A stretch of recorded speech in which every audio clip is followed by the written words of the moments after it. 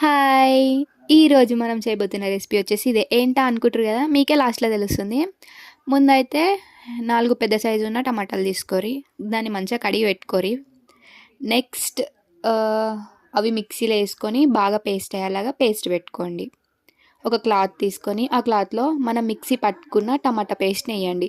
దాని నుంచి వాటర్ వస్తుంది. ఆ వాటర్ వచ్చేలాగా పిండుకొని పెట్టుకోండి. పిండుకున్న తర్వాత ఒక ప్లేట్ తీసుకోండి.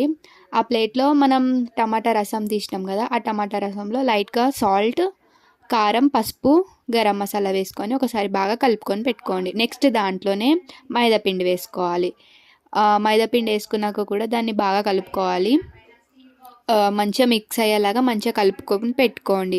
అది బాగా కలిపిన తర్వాత దాంట్లో లైట్‌గా ఆయిల్ వేసి మళ్ళీ ఒకసారి కలుపుకొని పెట్టుకోండి. నెక్స్ట్ మనం చపాతీ చేస్తాం కదా! సేమ్ అలాగే ఒక చపాతీ చేసుకొని పెట్టుకోండి. చపాతీ చేసుకున్న తర్వాత దానికి మీకు వచ్చిన షేప్స్ ఏ షేప్స్ వస్తే ఆ షేప్స్‌లో కట్ చేసుకొని పెట్టుకోండి. మేమైతే సమోసా షేప్స్ కట్ చేసుకున్నాం. మీకు ఏది వస్తే ఆ షేప్స్‌లో కట్ చేసుకొని పెట్టుకోండి. నెక్స్ట్ ఒక బౌల్ తీసుకొని ఆ బాయిల్లో లైట్‌గా ఆయిల్ వేసి ఆయిల్ హీట్ అయిన తర్వాత మనం ముందుగా కట్ చేసి పెట్టుకున్న షేప్స్ని అందుట్లో వేసి ఫ్రై చేసుకోవాలి. అవి లైట్ బ్రౌనిష్ కలర్ వచ్చే వరకు బాగా ఫ్రై చేసుకుంటూ ఉండాలి.